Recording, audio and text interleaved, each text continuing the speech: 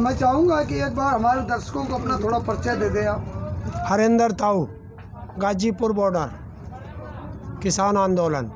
ताऊ जी, किसान आंदोलन की दिशा दिन पर दिन बदलती जा रही है। सर्दियों के बाद अब गर्मियाँ आ गई हैं, तो अब किस तरह की आप मतलब मौसम से संघर्ष कर रहे हो? देखिए, किसान तो जब से पैदा होता है और जब तक वो 4 भाइयों के कंधे पर जाता है, वो तो हमेशा संघर्ष ही करता है। मौसम से भी करता है, अपनी भूमि में भी करता है, सरकारों से भी करता है, तो उसे तो संघर्ष का उसे आदत होती है। और मौसम में आप देखो, अभी ये थोड़ा ऊंचा किया गया है, अभी इसमें वो लगाने हैं चटाई, तो पहले यहाँ था, अब ये वहाँ पहुँच गया, तो इसे ऊंचा कर दिया गया। ताऊ जी, गर्मियों की तैयारी गर्मियों की है। आप पंखे लगा रहे हो और लाइटें जला रहे हो, ये सब अरेंज कैसे? या तो अब लाइट चोरी का भी नहीं, जनरेटर चल रहे हैं भैया। बीच में ये सुनने को मिला था कि किसान लाइट चोरी कर रहे हैं। नहीं नहीं, जनरेटर चल रहे हैं। जनरेटर से आपने लाइट का इंतजाम किया? जनरेटर से लाइटों का इंतजाम है। अभी देख रहे हैं, थोड़ी गर्मी और ज़्यादा जब बढ़ेगी तो सरकार से लाइट मांगी जाएगी, कनेक्शन। लेकिन गाजीपुर तो ठीक था, आप पहुंच गए बंगाल, आप पहुंच रहे असम, आप पहुंच रहे मध्य प्रदेश, तो इस क्या मतलब है किसान आंदोलन का रह गया? नहीं, अब ये किसान आंदोलन नहीं है, अब ये जन आंदोलन है। और जन आंदोलन में देखिए, मैं आपको बताता हूँ, हम शुरू में क्या हुआ, ये सरकार जो है ये अंग्रेज़ों की नीति पे चल रही है, फूट डालो राज करो, और ये एक एक करके तोड़ती जा रही है। पहले स्टूडेंट आए, उनके परेशानी थी। देखिए, रोज़गार मांगेंगे नहीं मांगेंगे बच्चे? जब बच्चा पढ़ लिख लिया, फादर का पैसा बर्बाद कर चुका, अपना जीवन के 18, 20, 25 साल ख़राब कर चुका, तो अब उसे रोज़गार चाहिए या नहीं चाहिए?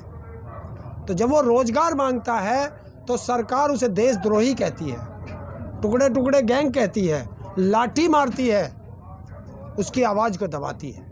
तो मैं एक सवाल है कि आप बंगाल गई, बंगाल में आपने वहाँ जन जन को समझाया, किसानों की चर्चा की, क्या इसका बंगाल के चुनाव पे कुछ असर देखने को मिलेगा? भाई, एक चीज़ तो बताइए, जो बंगाल के लोग हैं वहाँ किसान नहीं है क्या? उन किसानों को चावल का, जो वहाँ चावल ज़्यादा पैदा होता है, क्या उन्हें अपनी MSP नहीं चाहिए?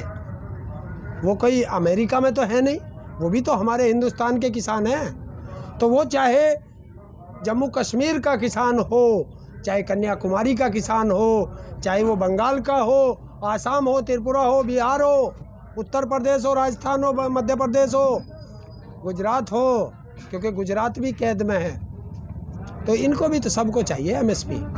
शुरू में आप लोग राजनीतिक पार्टियों से दूर थे, अब उन्हीं राजनीतिक पार्टियों के बीच में जाके उनका प्रचार कर रहे हो, बीजेपी के मतलब खिलाफ प्रचार कर रहे हो। चुनाव, जहाँ जहाँ चुनाव है, ये कहा है राकेश टिकैत ने कि जहाँ भी चुनाव होंगे वहाँ जाएंगे, क्या मतलब रह गया? देखिए, 22 जनवरी से सरकार खो गई थी, और 22 जनवरी के बाद पता नहीं चल रहा सरकार कहाँ है।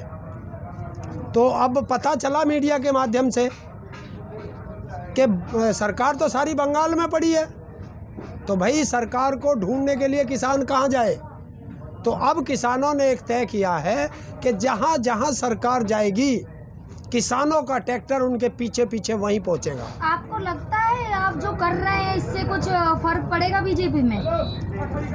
बीजेपी में हम ये कह के जा रहे हैं, हर किसान से, हर मजदूर से, हर उस नागरिक से जो किसान का अन्न खाता है, कि सबसे बड़ी देशद्रोही पार्टी बीजेपी है, और इसको वोट मत देना, किसी को भी देना। बड़ी पार्टी देश विद्रोह की बीजेपी है। हाँ। बीजेपी से पहले भी तो पार्टियां थी। बीजेपी जब दूसरी बार आई है तब आप उसका विरोध कर रहे हैं, जब तीसरी बार इलेक्शन होने जा रहे हैं। पहले बीजेपी थी तब आपको उसमें कोई खामी नहीं दिखी? देखिए, सारी खामी आपको बिलाने के बाद ही दिख रही है। जब जहर दोगे तभी तो डॉक्टर के पास जाओगे, या बिना जहर खाए मैं पहले से जाके हॉस्पिटल में एडमिट हो जाऊं कि मैं जहर खाऊंगा फिर मुझे बचा लेना? अरे, ये फांसी का फंदा ये लाए, और जब हमें पता चला ये फांसी का फंदा आ गया, विरोध तभी तो करोगे। अब आप एक लड़ाई लड़ी नहीं गई, आप 3-3, 4-4 लड़ाई लड़ना स्टार्ट कर रहे हो। स्टूडेंट, विकलांग, एक चीज़ तो बताइए, अब आप देखिए, मैं आपको यही बताता हूँ। देश का स्टूडेंट परेशान, देश का विकलांग परेशान, देश का किसान परेशान, देश का मजदूर परेशान, सरकारी कर्मचारी परेशान, प्राइवेट कर्मचारी परेशान, सेना के जवान परेशान, पुलिस के जवान परेशान। तो हिंदुस्तान में कौन बचा? या तो आरएसएस बची या बीजेपी बची। क्या ऐसा मान लिया जाए कि किसान आंदोलन ने राजनीतिक मोड़ ले लिया है? नहीं नहीं, बिल्कुल अराजनीतिक है। देखिए, राकेश टिकैत जी ने बिल्कुल साफ कहा है बंगाल के अंदर। उन्होंने कहा है कि जो भी जीत रहा है कैंडिडेट, आप उसको वोट दें, केवल बीजेपी के खिलाफ वोट करें। तो हमें क्या पता वहाँ कौन जीत रहा है? वहाँ की जनता को पता है ना। वोट बंगाल की जनता करेगी, आसाम की जनता करेगी, जब 5 राज्यों में चुनाव है। राकेश टिकैत जी ने कहा है कि हम अपनी फसलों को पार्लियामेंट के बाहर बेचेंगे ले जाकर। क्या ऐसा संभव है? क्यों नहीं संभव है? देखिए, उसी पार्लियामेंट के अंदर प्रधानमंत्री महोदय ने कहा है कि ये किसान अपनी फसल हिंदुस्तान में कहीं भी बेच सकता है। तो हम पार्लियामेंट से बढ़िया क्या मिलेगा? क्योंकि कानून वहीं बनते हैं। खरीदने कौन आएगा वहाँ? तो देश के प्रधानमंत्री ने कहा कैसे है कि आप किसान अपनी फसल कहीं भी बेच सकता है? कहा कैसे उसने? बताइए आप। तो हम अपनी फसल पार्लियामेंट में जाके बेचेंगे, जहाँ कानून बनते हैं, और हम वहीं जाएंगे कि ले भाई हम आगे कांटा लगवाओ। जो आजकल बहुत लोगों में उठ रहा है कि जितने भी आंदोलन अब शुरू हो रहे हैं वो सारे किसान आंदोलन को देखकर ही स्टार्ट हो रहे हैं। हाँ, तो अब दर्द हुआ उनको हिम्मत बनी। क्योंकि पहले जो वो स्टूडेंट आए उनको देशद्रोही कहा गया, लाठी मारी गई, वो डर गए। उसके बाद जो है टीचरों का आया, उनको डराया। उसके बाद ये शाहीन बाग में आया, उनको डराया। बैंक वाले आए, LIC वाले आए। अरे कोई बचा हो देश के अंदर? ऐसा को बीजेपी का ऐसा कौन सा सगा है जिसको बीजेपी ने नहीं ठगा है? बताओ आप। एक तरफ अपोजिट पार्टियां विरोध कर रही हैं, धरना प्रदर्शन कर रही है, एक तरफ किसान आंदोलन, एक तरफ स्टूडेंट का, एक तरफ बैंक वालों का। अगर जगह जगह ऐसे ही आंदोलन होते रहेंगे तो देश के विकास का क्या होगा? यही तो मैं पूछना चाहता हूँ। बताइए सरकार कि आपने इतना गलत क्यों किया कि देश का कोई भी व्यक्ति खुश नहीं है? और विकास पे आइए। पहले आपका सवाल का जवाब दे दूं। विकास, यही प्रधानमंत्री संसद के अंदर कहता है कि हर साल 100 स्मार्ट सिटी बनेंगे। हिंदुस्तान के अंदर एक स्मार्ट सिटी बनाओ 7 साल में।